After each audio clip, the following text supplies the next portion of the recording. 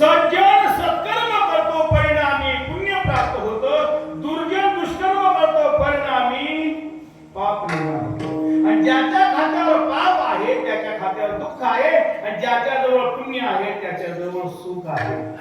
जिथं सुख आहे तिथं ज्ञानाचा उगम आहे, आणि जिथं दुःख आहे तिथं अज्ञान आहे. याचे पुढे जाऊन सांगतो, अज्ञान आणि ज्ञान याच्या पुढची भूमिका जर पाहिली तर नेमकं हे दोन्ही जे आहेत ते पाण्यामध्ये ठेवा. पारड लक्षात आलं ना? एका पाण्यामध्ये सज्जन ठेवा, एका पाण्यामध्ये दुर्जन ठेवा.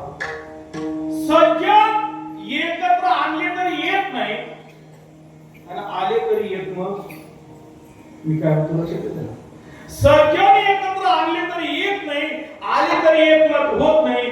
दुर्जनांना आमंत्रण द्यावं लागत नाही, आल्याशिवाय राहत नाही, आणि भातात पाय घातल्याशिवाय होत नाही. पण एक लक्षात घ्या, जो पराजी नाही, अरे त्याच्या नावे कोणी जो सत्य त्या बाजूला आहे सज्जन ती बाजू पहा, जो असत्याच्या बाजूला आहे दुर्जन त्याची बाजू पहा. मग आता सज्जन कमी भरले, दुर्जनाची संख्या वाढली. मग जगाच्या वेळेस पुण्य असते पापी असते? बोला ना, त्याचं गणित तुमच्या कडेमध्ये. आता या ठिकाणी दोष सत्कर्म करणारा सत्य पडतं. मग जगाच्या वाटे सुखी जास्त की दुःखी?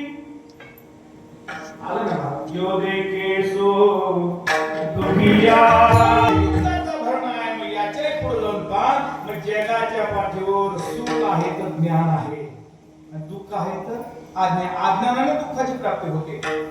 मग या ठिकाणी मिळतो तो आहे अंधकाराचं प्रतीक, अज्ञानाचं प्रतीक. आता अज्ञान ज्ञानाला पुढे जाऊन पहा, अंधकाराला घालवण्यासाठी लाईट लावा.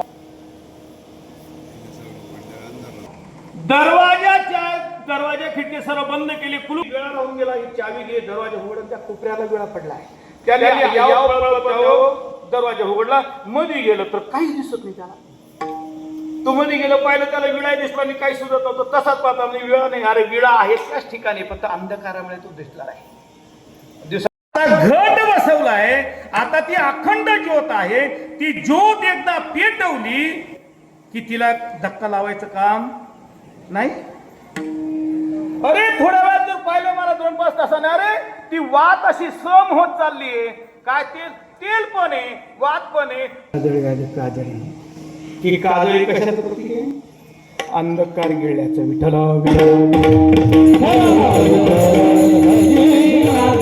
निर्माण करावा लागतो. ज्योत पेटवली, पण ज्योत पेटवली तो पत्रकानी ज्योत पेटवली, ज्योत वरती आली, आणि आजूबाजूला जी किडे मारत होती ना,